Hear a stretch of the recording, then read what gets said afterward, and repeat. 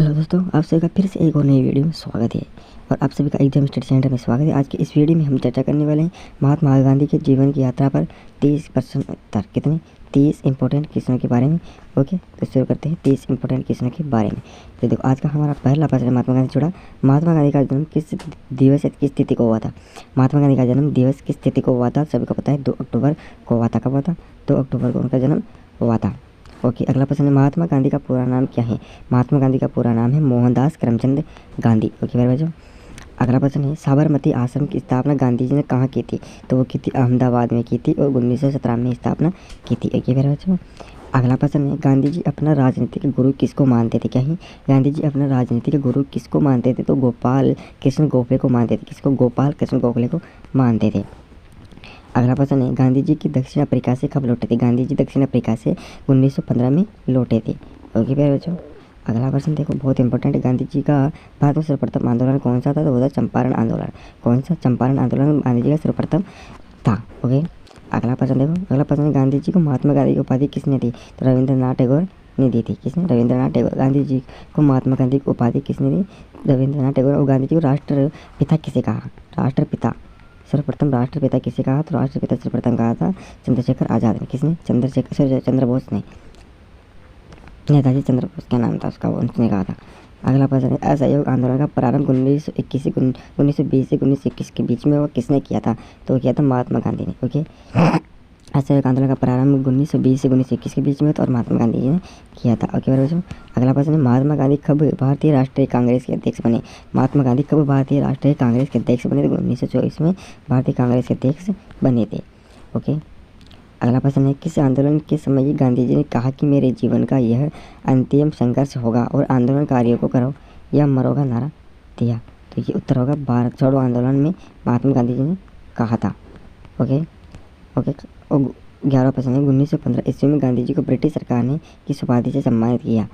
क्या प्रश्न है? 1115 ईस्वी में गांधी जी को ब्रिटिश सरकार ने किस उपाधि से सम्मानित किया था? केसर-ए-हिंद से सम्मानित किया था सरकार ने, किसी ब्रिटिश सरकार ने गांधी जी को।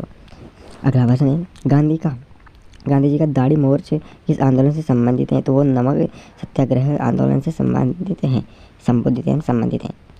अगला प्रश्न है महात्मा गांधी को अर्धनग्न फकीर किसने कहा? तो चर्चिल ने कहा। किसने कहा था? चर्चिल ने कहा था अर्धनग्न फकीर। ओके, अगला प्रश्न है प्रथम विश्व युद्ध के दौरान महात्मा गांधी को क्या कहा गया था? प्रथम विश्व युद्ध हुआ था, उसके दौरान महात्मा गांधी को कहा गया था रिक्रूटिंग सार्जेंट। क्या कहता है? रिक्रूटिंग सार्जेंट कहा गया था। ओके, अगला प्रश्न है महात्मा गांधी को सर्वप्रथम किसने राष्ट्रपिता फादर ऑफ संबोधित किया? तो वो कहा था सुभाष चंद्र बोस ने, नेताजी सुभाष चंद्र बोस ने। ओके, बहुत इंपॉर्टेंट क्वेश्चन है। महात्मा गांधी ने सत्याग्रह के हथियार का सर्वप्रथम प्रयोग कहाँ किया? क्या है? महात्मा गांधी ने सत्याग्रह के हथियार का सर्वप्रथम उपयोग कहाँ किया? तो दक्षिण अफ्रीका में किया था। कहाँ?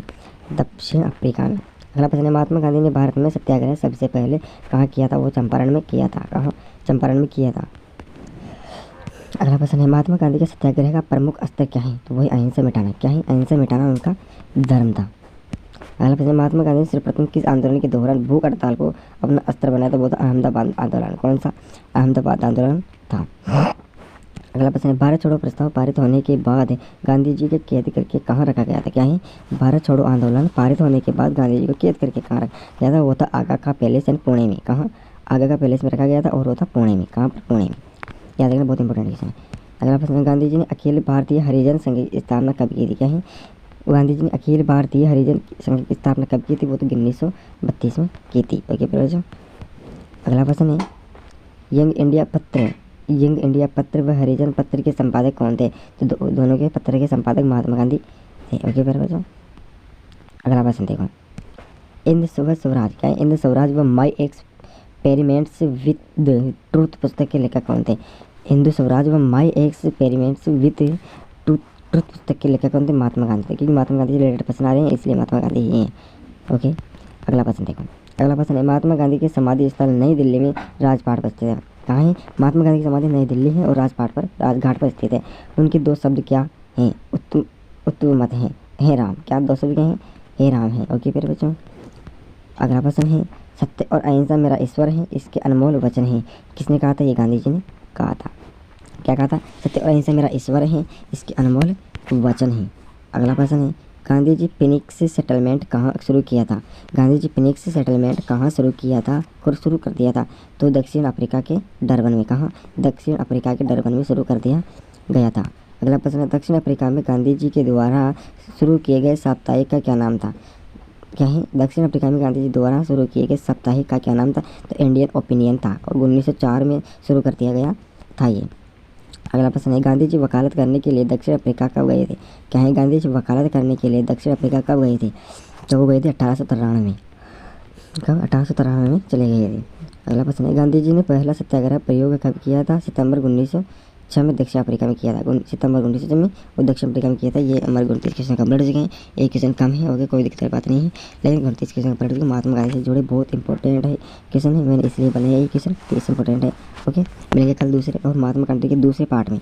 ओके, बहुत इंपॉर्टेंट है वो प्रश्न। जय हिंद, जय भारत।